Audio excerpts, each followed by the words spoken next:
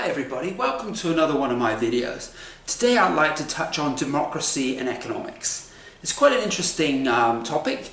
I think there's not too much material going on around how the two influence each other, but I believe that there's quite a strong influence between the two and how democracy actually influences how economics is practiced. Or just should I say, I don't know, the so-called democracy, how that influences the way economics is practiced. So let's have a look. So what do I mean by democracy? So you've got to go all the way back to the ancient Greeks. And it's actually a compound word, which is Demokratia. So you've got demo is actually the people, like the word demographics, relating to people. And kratia relates to power. So it's actually power of the people, or people power, in the sense that people have the power to rule themselves, in effect. They have control. And when you say people, I think wasn't meant so much broadly, but as in the general population, and nowadays would be like your middle and maybe some of your lower class. And it wasn't meant to be the elites leading the way, which is where things, I think, got a little bit more confused in modern times in terms of how democracy is referred to. Oh, I think it's called representative democracy, where you have elections, where people are elected to actually represent the view of the people that supposedly elected them. But so I'll go into that a little bit later. It's not really how democracy is intended to be. So that's not what I'm going to refer to as democracy. I'll call that representative democracy. The democracy that I'm going to talk about, first of all, is going to be more your direct democracy, and how the Greeks actually intended that, and how the Romans intended it to be.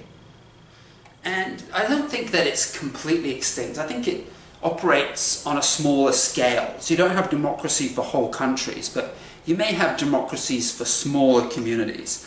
And I think that's evident of towns in New England in the United States or America, where actually people get together in town hall meetings and stuff, and where they actually vote on various things and actually have a say in terms of how the town operates, or in terms of what legislation for that particular town should be put in place. So everybody gets a vote in terms of how things are run.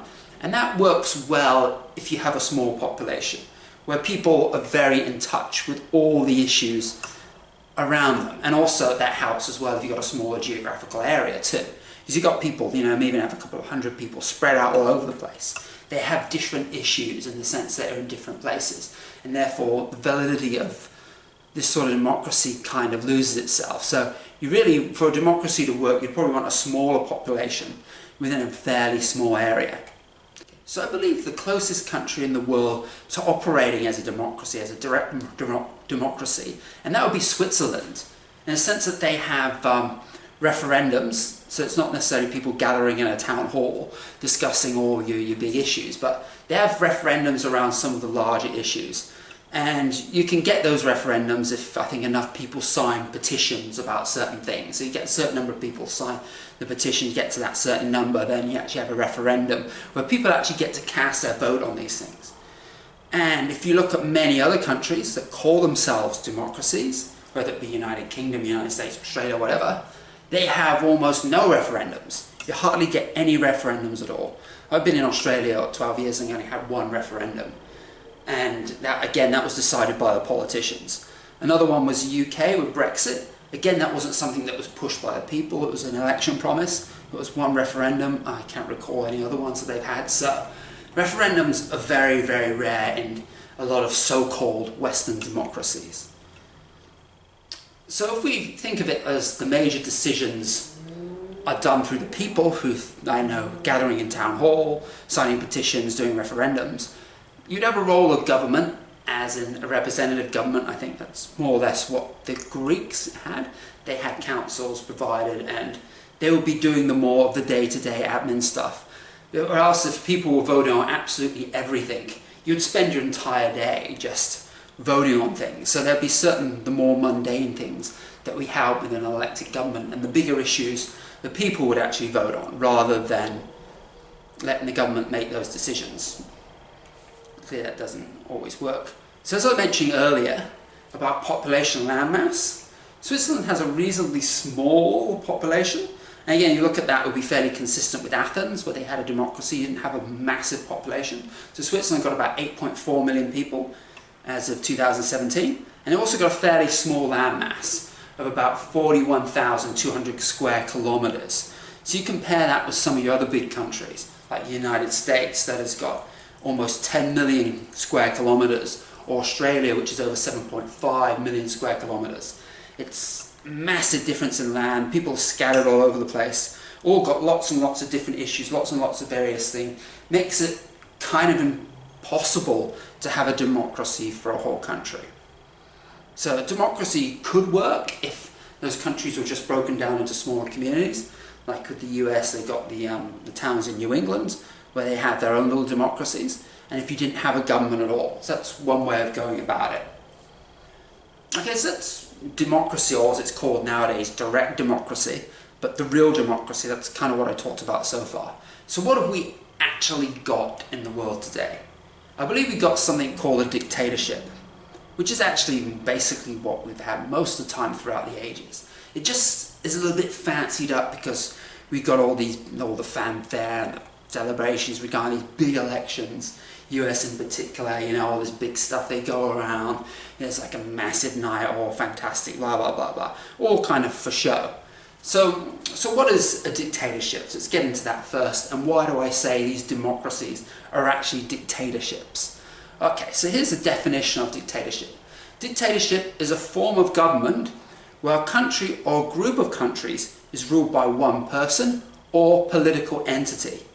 Maybe that doesn't sound right so far? Listen to the second part. And exercised through various mechanisms to ensure that the entity's power remains strong. And that's what I want to get to first, actually, because all you're saying, okay, there isn't one person, you know, we're constantly changing prime minister, constantly changing president, and so on. So that doesn't sound right, does it?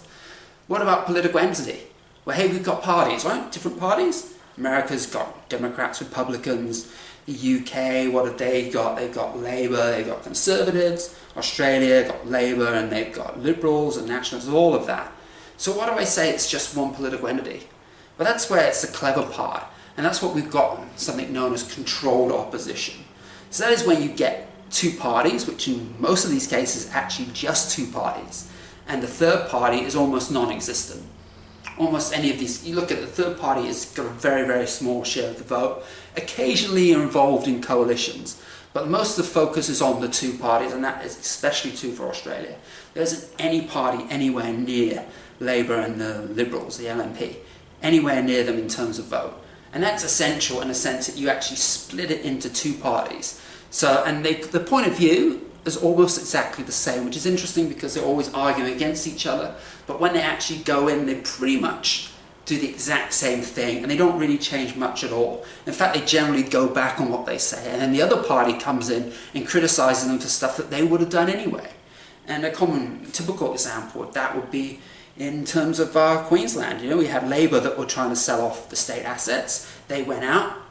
In goes Liberals trying to sell off the state assets, and Labour were pretending that, you know, they were wanted to keep the assets. So and then they all go back. Haven't gone back on that as of yet, but it is interesting with these backwards and forward arguments. And a good example of that is what Lenin said: the best way to control the opposition is to lead it ourselves. And that is almost how every single representative democracy works in the world. It's amazing, and the people don't seem to see it from what I say. There are some people that see it, but the majority don't, and they still participate in these elections that really achieve almost nothing. And a good example is Australia. So what do I mean by Australia? So for example, first off, we've had so many changes in Prime Minister that hasn't involved any election. Like we had Kevin Rudd, he was ousted, replaced by Julia Gillard. She was ousted again by Kevin Rudd. And then we go to the other party when they got in. Tony Abbott was elected, and then he was then replaced by Malcolm Turnbull. That's 3 changes of Prime Minister within the last 10 years. Maybe even less than that. That's involved no election whatsoever. But even if we do have an election, who do you vote for? We don't see their names on the paper. We have a candidate's name selected by the party and the party name. But we don't actually select who the Prime Minister is going to be. We don't select who the opposition is going to be. We don't select who the ministers are going to be. Basically, everyone with any power within the government is actually not selected by the people. Election or no election. It's a pointless exercise. So, just get on track with that.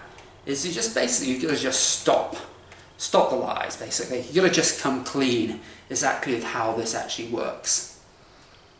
So, I'm gonna basically look at the problem-solving aspect. You're probably thinking, what is this guy talking about? Of course they're different. Of course they do different things. You're crazy. Well, you could be thinking that.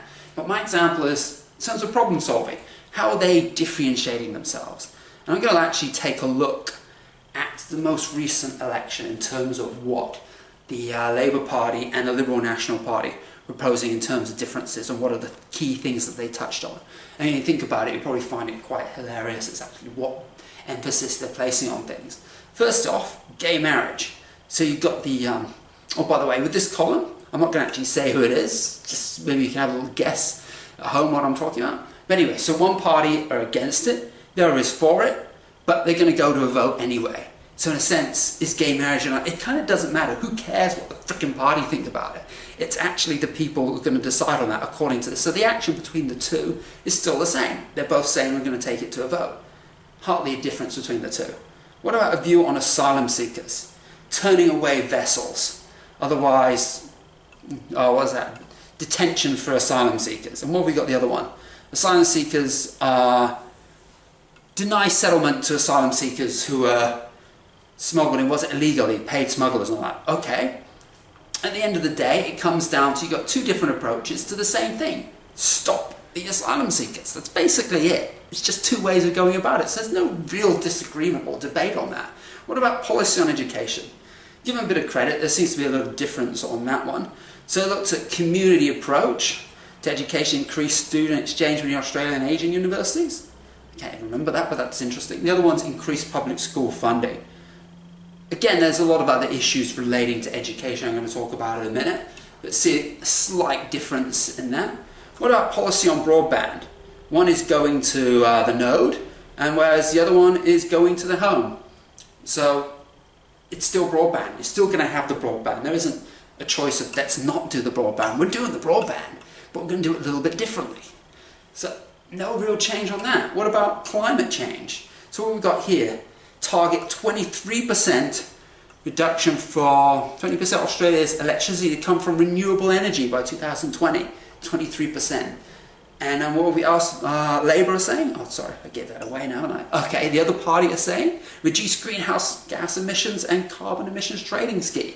So all focused on climate change aspect of the environment, no mention of any other aspect of the environment, and it's all about reducing carbon, isn't it?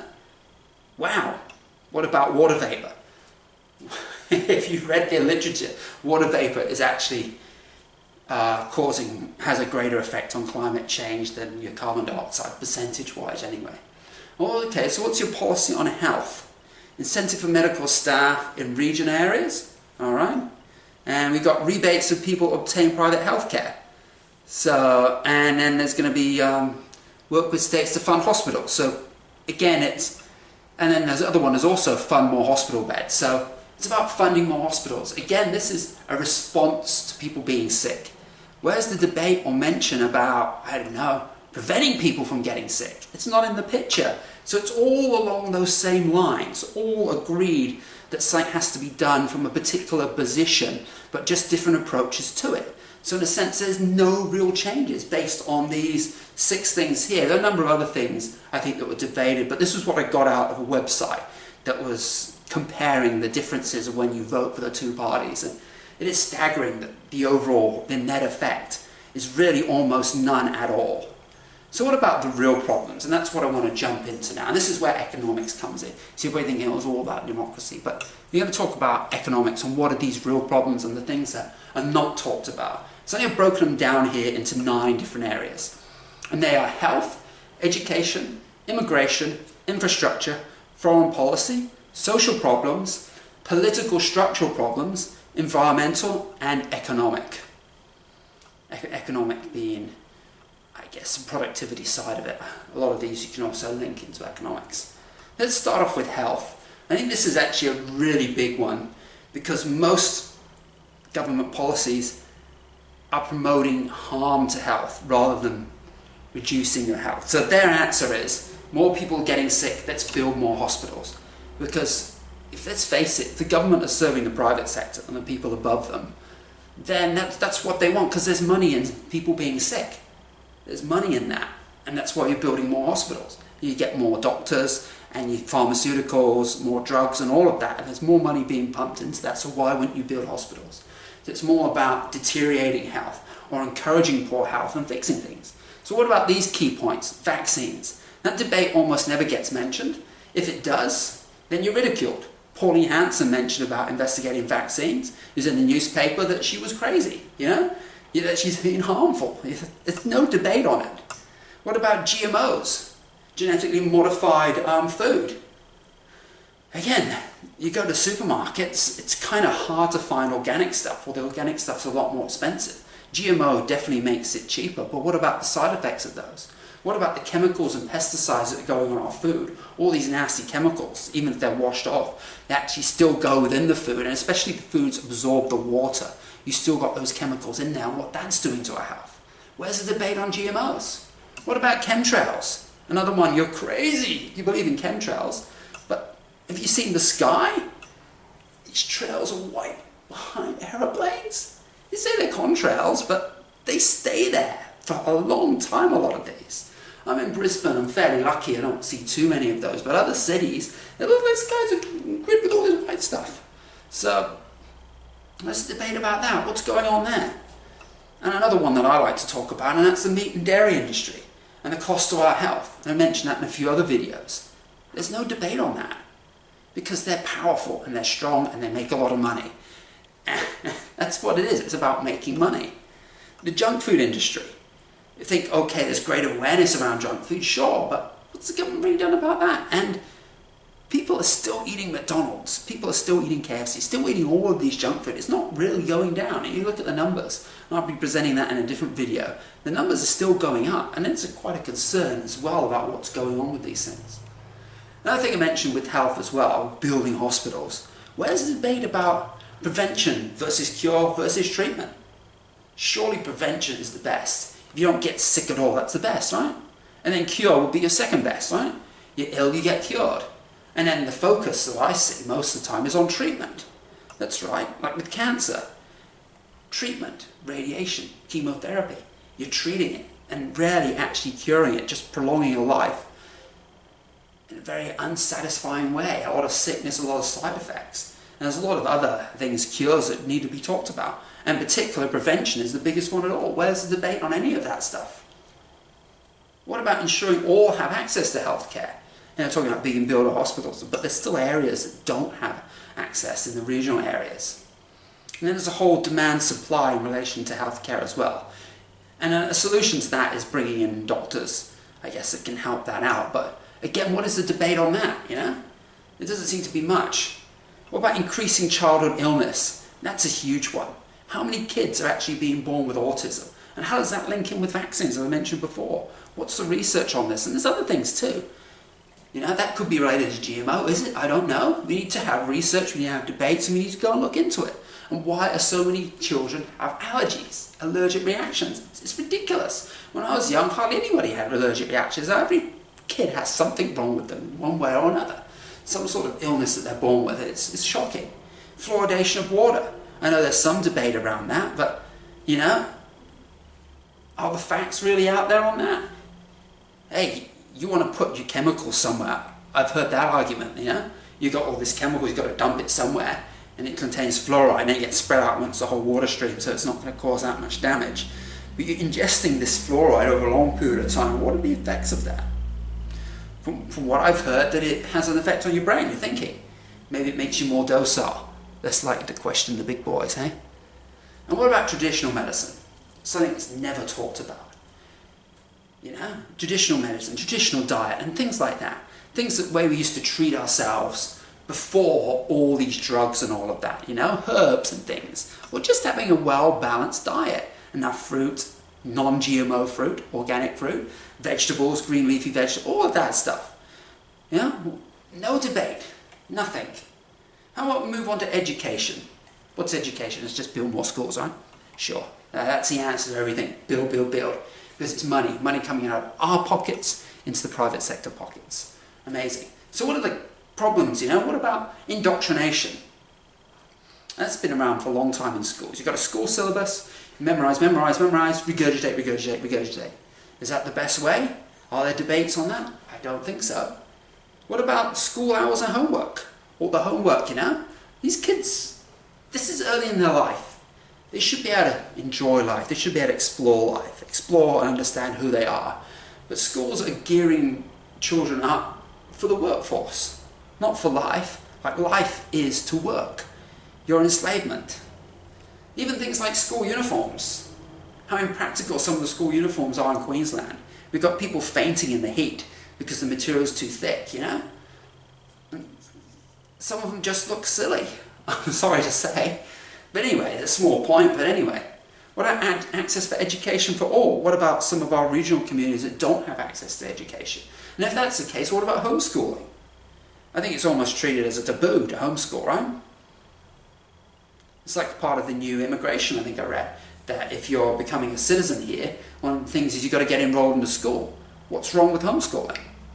Because you're getting out of the syllabus that brainwashes you into thinking, you know, the system's the right way to go. You get children from an early age. That's what I mentioned in a minute about daycare. What about daycare? I'll mention it now, actually. You know, two-parent families working because they need the money. Apparently they need the money because of increasing debt, because of not so much increasing prices, but in terms of mortgages now. Mortgages are a very high percentage of the annual income. So almost anyone who wants to buy a house has got to get a mortgage, and the mortgage eats a massive chunk out of your monthly income.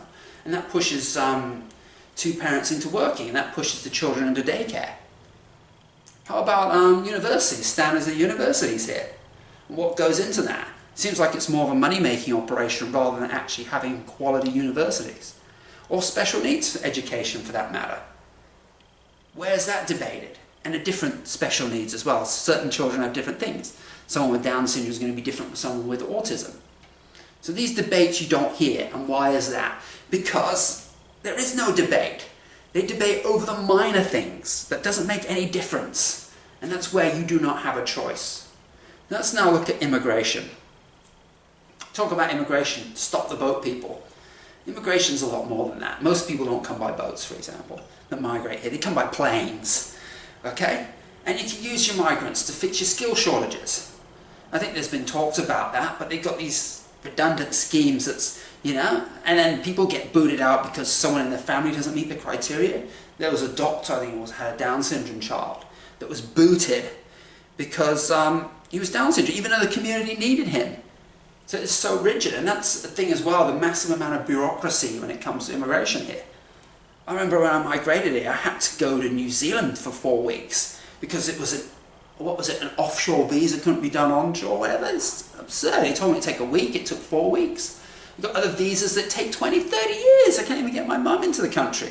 I've been in Australia for 12 years, I've been Australian for 3 years. My mum can't come here. My brother can't come here because he's got Down syndrome. So it's based on his medical condition and being Down syndrome. That's not going to change, even though he's perfectly healthy. He can't come here because he's got an extra chromosome. And what about keeping qualified students? You know, you come here, you get a good education, and then they're out the door. There's very little incentive to bring these skills into the country. What's the debate? Where is the debate on any of this? You tell me. Infrastructure. That's an interesting one. You spend lots and lots of money on roads and things like that. Roads that don't mean anything. Brisbane, Clem 7, don't get the cars, tolled. Airport Link, don't get the cars, okay. All this money. They're going to build Cross River Rail, $5 to $6 billion on something that probably isn't needed because you've got other things in place. All these billions and billions of dollars. And what about regional Australia? What about some of your indigenous communities? Some of them don't have running water, proper sanitation, proper healthcare facilities, or even proper houses. None of that. None of it. But we're spending billions on other stuff. What about energy? What about Tesla's ideas around free energy? Or we just going to stuck with Edison's stuff in terms of that side of it. Tesla had a lot of great ideas around free energy. All of that got buried. Where's the debate on looking into that stuff again? What about expensive public transport? It's so expensive in Brisbane. price has gone down a little bit. It's expensive enough to keep people back on the roads, keep the roads congested, so you've got to put more infrastructure to resolve that problem. So more money is coming out because you're creating problems. You're creating problems and then you're solving problems, and the money comes out of our pockets. And that money goes into whose pocket? Private sector's profit. Some of these large corporations that build things, it goes into their pockets. Wow. Oh, okay. What about the high concentration of people working in urban areas? And that's all encouraged because we're building this infrastructure so people can go in there. And it's something I talk about in my transport conferences, about induced demand. You build it, they come. You build it more, they come. More and more people come, and that's facilitated as well because our buildings are getting taller and taller in the city. If you have lower buildings, less people can come to the city because it can cater for less people. But instead, you're building all these big buildings, and people are coming into the city. Supposedly we're going to have economies of scale, if you want to call it, but at the same time it's all focused on an area and doesn't need to be. We're creating problems, and it's always important to create problems, especially within the government system, because then we get solutions and people get behind it and we pay more money and the rich get richer. What about our military expenditure? Notice that's been going up recently. Who are we going to invade? They call it defense. Really though? When we go to fight, we fight for the US. You fight whatever they fight. We used to fight for Britain. How about foreign policy? That actually leads right into that now. So, no matter what party, no matter whether it's Liberal or Labour, it's always behind the USA, always fighting their enemies. Even to the extent you got Turnbull, who was disagreeing, decides, I want to be like Trump. So he comes up with all this immigration stuff and all following in line. Because he has to follow the USA in everything. That's how Australia works. You've got to follow the USA in war, follow them in policy. Where is the independence from that? And no matter what party gets in, it's the same. It's the same. Why don't we talk to countries from an Australian perspective? It's Australia. If you're from the US or from England, again, it's the same with your countries. Of course, US, you're obviously not following yourselves. At least you've got some independence on that. But again, the UK does the same thing, doesn't it? It follows the US on everything. Why can't we frickin' think for ourselves? Why can't we think for ourselves and actually find out the real information about these countries and actually engage with them rather than just following them? And that leads us into another thing. What does Australia always do when it comes to wars? They fight other countries' wars. And then what do? We go and celebrate them as heroes.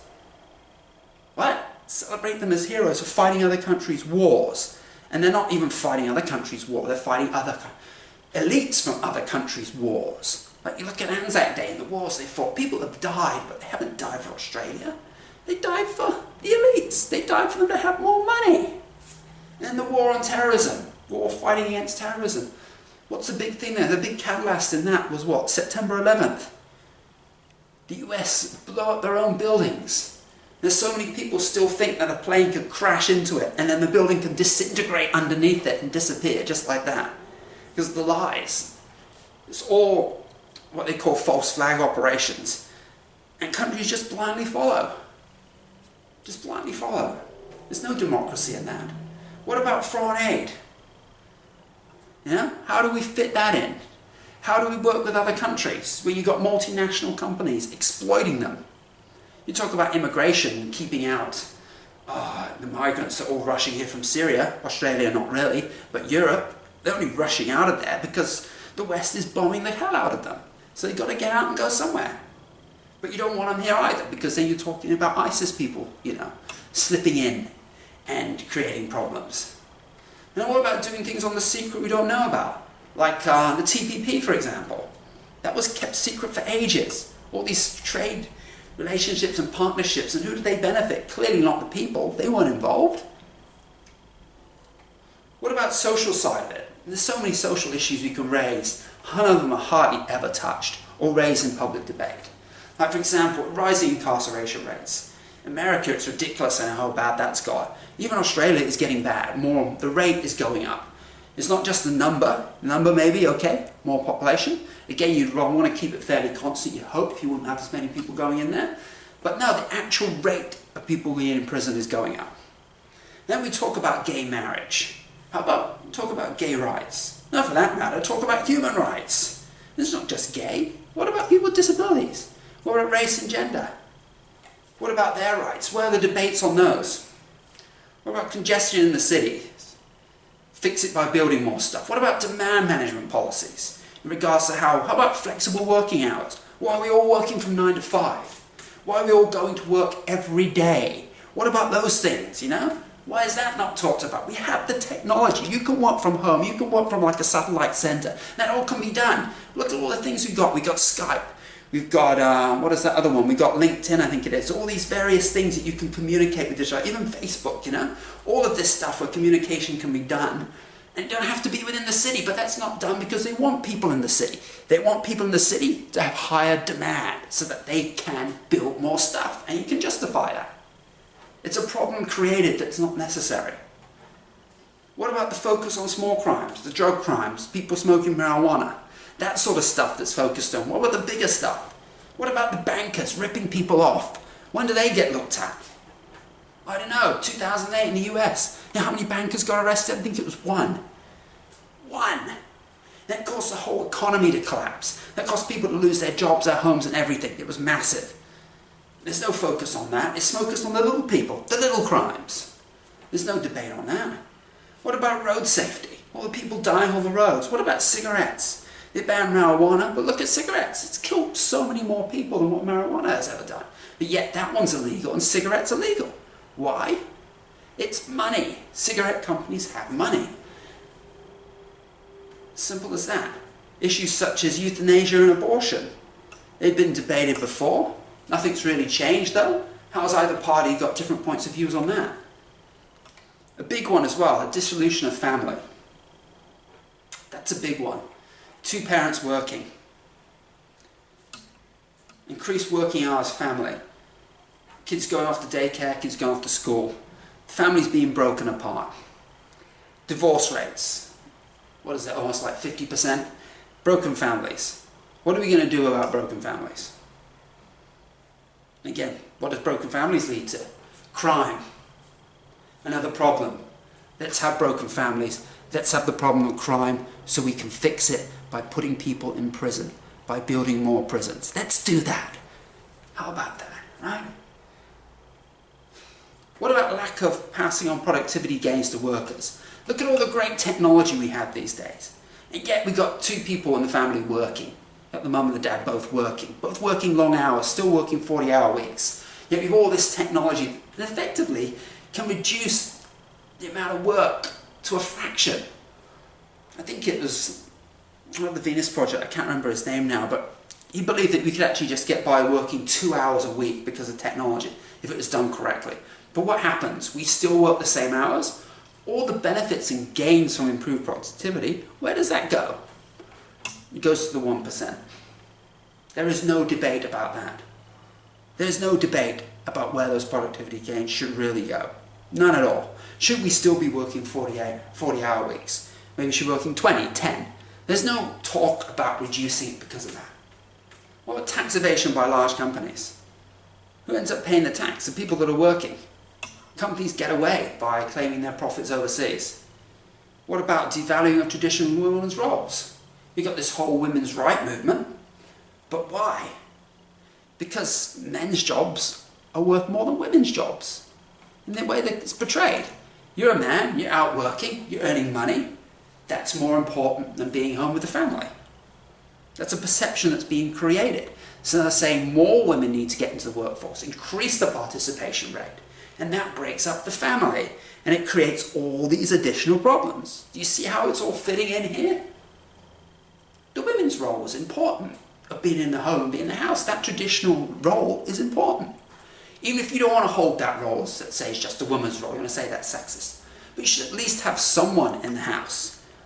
Why would they both need to work? And that contributes to breaking up the family.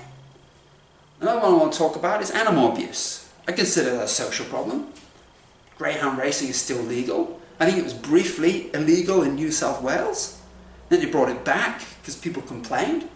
Or maybe people making money. We see animals suffer because people want to gamble. They want to gamble on the races, want to make a few dollars. In fact, they lose, more like lose a few dollars or lose a lot of money. Oh yeah, who makes the money again? Where does that go one day? Horse racing the same. Zoos probably not as bad. Been to some fairly good zoos. Australia zoo's fairly good. Circuses, the ones with animals, there's a lot of abuse going on there. The debates between the parties, I don't see it, I'm sorry. What about disrespect in Australia for our First Nations people? What about we're still taking their land? We're still taking their children, even though we apologise for taking them, because you come up with crimes of where they're abusing them. And then, of course, we have Australia Day here, and what was that about? Oh yeah, that was about invading Australia and massacring the native people. It's a great day to celebrate, isn't it? Not to be proud of. What about the political system? That's right, no one even mentions that at all in terms of changing the two-party system. It's like you've got to have two parties, that's the only way. You don't even have someone else in the debate, do you? Where are the Greens in the debate? Where are Palmer's party or Katter's party or any of those guys? Or even One Nation now, it's two parties. LNP Labour, that's all it is. And also, do you get to vote for your Prime Minister? Do you get to vote for your Cabinet? No. You can change Prime Minister overnight. I think it's Malcolm Turnbull right now. It could be someone else tomorrow. He can change the Cabinet, can change all of that can all change overnight. What about Governor General? Your Commonwealth. That debate comes up now and again, but nothing really happens. Still stays the same. How about freedom of speech? How's that being curtailed? There's something known as political correctness. When is that even mentioned in debate that maybe we're being a little bit too politically correct? Maybe there's certain things that we can't say that's upsetting people. Supposedly upsetting people. Is it actually upsetting people though? Some of the weird things, like on my previous job, the word tracking apparently is offensive to Indigenous people in Australia, to Aboriginal people, because it reminds them of when they used to be tracked and killed. Wow. I would have thought actually tracking and killing would be way more offensive. But apparently that word is. Almost any word, it can come to that point, almost any word can be considered politically incorrect, to be offensive or whatever. And you know what that does? That reduces freedom of speech. You can't say what you want to say if certain words are pulled from your vocabulary. And what is being done about that? What about surveillance on our own people? Yeah, that's right. Apparently they're watching us to keep us safe. Keep the terrorists away. Also get rid of the rubbish bins at stations, you know. People are going to put a bomb there. They could put it in a bag, couldn't they? But no, get rid of the rubbish bins. So we're being watched everywhere we go. Crazy. You can even be watching your own home by your own television. Where's the debate on that? Let's get rid of some of the surveillance. Nah, there's any debate, it should be. Any debate that's going on, it's like, let's have more surveillance. Yeah? And that's not even a debate, because the other side don't usually argue with it. And also a big one as well, for democracy. What about referendums? As I mentioned earlier, Switzerland have quite a few. It's not an awful lot. I think it's only like 10 a year or something like that. It's something. What do we get? One every 20 years? There's no people power. You think about it, in politics, you've got two parties, really one party, split into two factions, controlled opposition, disagree or debate, almost nothing of relevance. Big decisions, just like that. They can do that without any consent from the people. Crazy. How about the environment? When you hear environment, you only hear two words: climate change. Interesting, right? What about all the other environmental issues? I'm not even going to mention about the climate change debate.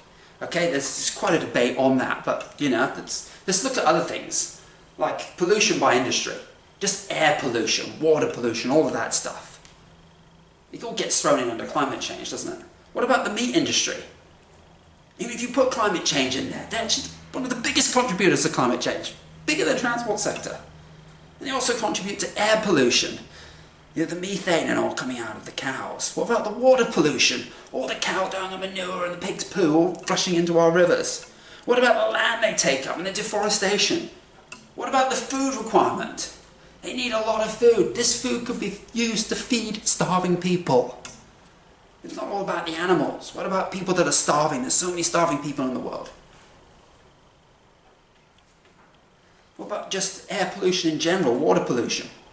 It all gets thrown under that. And in Australia, deletion of the ozone layer and radiation. That was talked about for a while. Okay, let's get rid of the CFCs, but There's still a gaping hole above us in the ozone layer. You go out in Australia, I'm getting burned after 15, 20 minutes if I don't have any sunscreen or sunblock on. Now, sunscreen and sunblock generally doesn't seem to work anyway. And there's even studies indicating that sunblock and sunscreen could actually cause cancer as well. Amazingly, isn't it? You know? So the best thing is you put your hat on and you wear more clothes. Sunbathing at the beach is not a good idea in Australia. What about fracking? Some debate on that, but nothing's really changing, you know, and the pollution that's caused through that. Climate change debate. I said I wouldn't talk about it. I'm sorry, I think I am talking about it, because there's another side to the climate change debate. And have you heard about the little ice age? We talk about highest temperatures in history. We're only going back a couple of hundred years. The Earth's been around billions of years, you know? And the temperature's gone up and down. And sure, I don't think there's much dispute about whether there's actual climate change. Sure, the climate's changing. But when we talk about climate change, we're talking about us doing it with carbon dioxide. Carbon dioxide. Even though there's proof that water vapor is actually a bigger contributor to it anyway. And is it necessarily such a bad thing, carbon dioxide? You know, a richer carbon dioxide atmosphere actually means crops can grow quicker through photosynthesis. So, what about alternative energy debates? That's been fairly weak, hasn't it, so far? Like, even some of the alternative energies, you talk about wind farms, you're talking about some of these hydraulic things, I can't remember what they're called now, in the ocean and all that, and potentially they're causing harm as well. Like wind farms has been known to hurt bats and birds and things like that. It causes problems. So you've got to be a balanced debate in terms of energy. And like I mentioned before with energy, what about Tesla and his stuff? We're talking about free energy potentially. You don't want to touch that because it's not making you money. What about the economy? As an economist, it's probably something you're probably thinking about, okay, what if this all had to do with economics? All of this is related in some way social, so it is related to economics as well. And you can debate about a lot of these things. And if you have a functioning democracy, or any other functioning form of government, what I like to say, all of these debates should be on the table and they should be discussed, and people should be kept informed. So let's look at the economy. Widening income disparity. Don't hear too much about that, but the 1% is pulling away from all the others. You look at the stats on that, and that's why I disagree with using real GDP per capita. You know, hey, it's going up because the rich are getting richer. The rest of us are staying about the same. So that's interesting. What about employment versus working hours? That's what I mentioned before, is that, you know, we're working all these more hours for what, you know? You've got these productivity gains. You shouldn't have to work all those hours. Rising household debt. That's a big thing as well. So many people are in debt. So many people need credit cards. Why? Because of the brainwashing. You've got to buy all this stuff you don't need. That's why you get into all this debt. Buy and buy and buy. And you've got all these other things keeping you in place. Higher electricity, higher mortgage. You've got all your council rates and stuff. All that is fairly fixed, eating a big chunk of your money. And then you've got your interest payments, paying back the interest and all this stuff that you don't actually need. What about consumerism and materiality? So I mentioned just now, people obsessed with material wealth when there's other things that can make you happy. You not just have to Google it. People that are happy, what are they doing? Are they standing next to their car? Yay, ooh, big Mercedes. No, they're not. You see them out and running around and enjoying life with very little money spent anyway. Oh, what about taxation laws? I know there's some debate on that, but nothing's really changing, isn't it? Money's being pulled directly out of the taxpayer, being thrown into things that don't benefit us. Sure, you know, income tax, look how high it is. You're paying like 30-40% on your income tax. All that money's going to the government so they can give it to their friends. The private sector, the 1%ers. What about manufacturing? In Australia, do you know what our manufacturing's like? It's non-existent. Everything goes and gets, manufactured in either China or Thailand or whatever. And saying that, it's not like they're getting rich out of it. We're exploiting them anyway. The Chinese are making hardly anything out of a lot of the stuff we buy. What about competitive production? What about hemp clothes and things like that? Things that could be made very cheap that are not even looked at because there's no money in it. How about we don't focus so much on GDP, unemployment, the participation rate? You know, unemployment could be fixed. Less working hours. Look at Indonesia.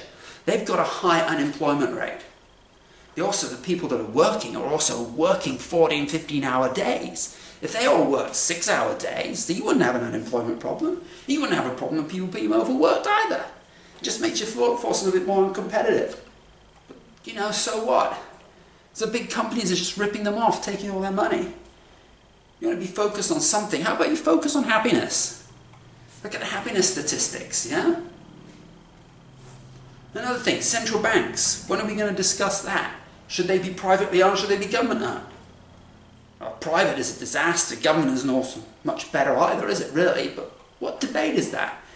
Who controls interest rates? Private company controls your interest rates. They control your money supply. They lend money to the government, comes from a private company.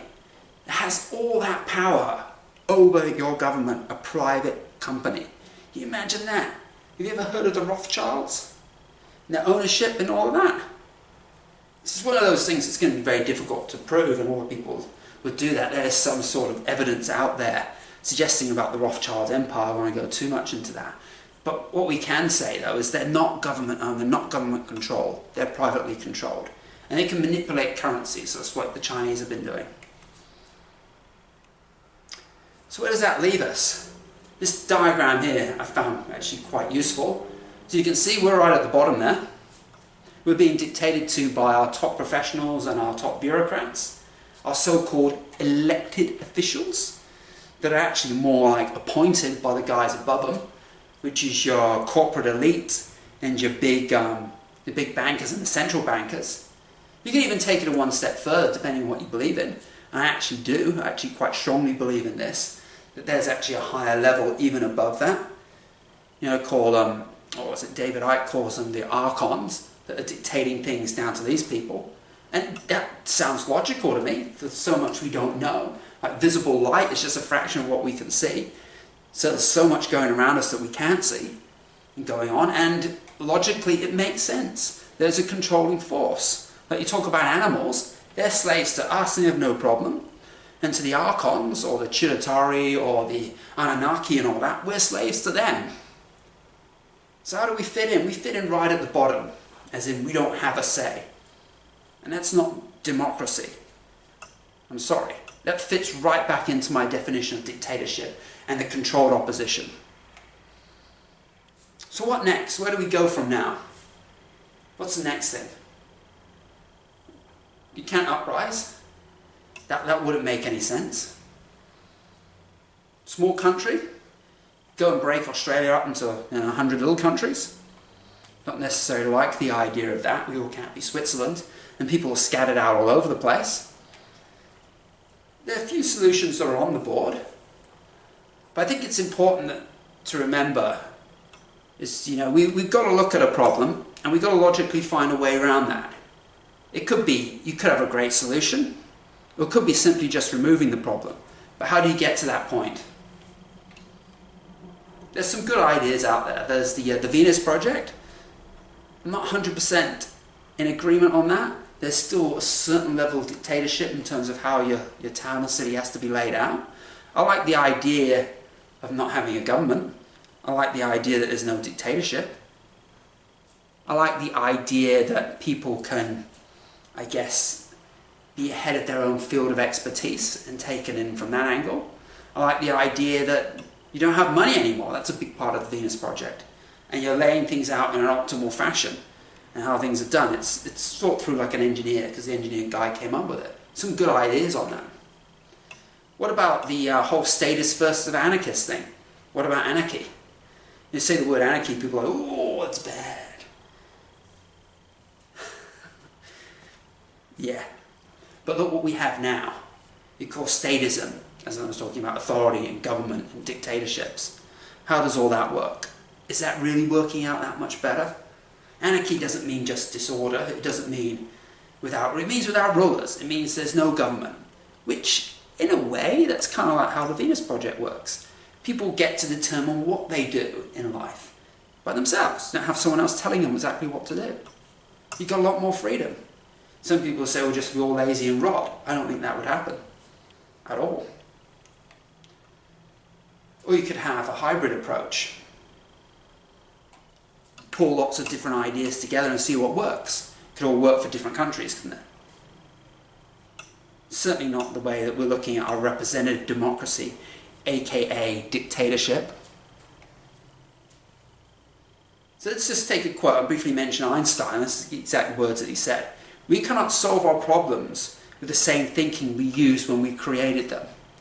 So that comes to the part where I said about rebellion and uprising and all of that. You wouldn't solve that because that's the existing way of doing things. That's the existing government's approach to things. Go to war, force countries to follow what we tell them, impose force on your people. They don't behave themselves, they don't do what you say, throw them in prison, hit them with fines. Control, violence, dictatorship, control. We have very violent governments, whether you're in the UK, or whether you're in the US, or Australia. They are violent, and they will use violence against you if you don't do as you're told. We can't use that approach against them. We can't go out and fight them that way. We've got to do it a different way. You can learn a lot from Gandhi from that. You can defeat them with love, but you can also defeat them with non-compliance. There's 99% of us, there's 1% of them.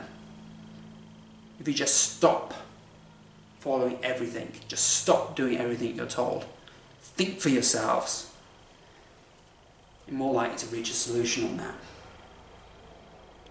Sort of takes me now to the end of this video. This has been quite a long video. There's a lot of things I want to cover off on. Most of the things I only touched briefly because there are so many things, so many issues and stuff, problems that are not debated. And that's where the economist comes in. So you're wondering how economics fits into all of this. Well, it does, because you've got the economics perspective, and we can analyze all of these problems. But it needs to be open, and it needs to be open debate on all of these things. Because a lot of them is not. A lot of them is like, nah, that's not happening. Vaccines are safe. It's all closed, you know? The doors are already closed. And you can't do that. You've got to do your research. You've got to get your facts for yourself. Some of the things you won't necessarily trust what I have to say, that's fine. That's actually good. You don't have to believe what I say. You just take what I've got and you do some of the research and see what you find. You can tell a lot of the stuff that I'm saying is fairly accurate. There'll be new research that will come along, may disprove a few things, but, you know, I look at 911 as well. September 11th, people say, you know, nah, just listen to the government, what they tell you. You look at the facts, it's overwhelming, absolutely overwhelming. There's so many videos, so many YouTube videos and all of that. It explains what happened and how it's utterly, totally impossible. I kind of felt that the first time I saw it. Like, yeah, it just can't happen. So you've got to open your mind, you've got to think for yourself. That is the key. Think for yourself. Anyway, thank you for watching my video. If you like this video, click the like button. If you're interested in more videos, I may not be doing so many more to this extent, but I'll be looking at a lot of those issues that I talked about in a little bit more detail, a little bit more focus. So you can hit the subscribe button, there'll be a few more videos on those. I'm doing my thing on vegan economics. That indirectly feeds into that, and I mentioned about animals, so you know, you may be interested in that, and that'd be great. So anyway, don't forget to subscribe if you want to see any of that stuff. I'd like to thank you for watching this video, and if you've got to this point, I'd like to thank you for staying interested for this long. See ya.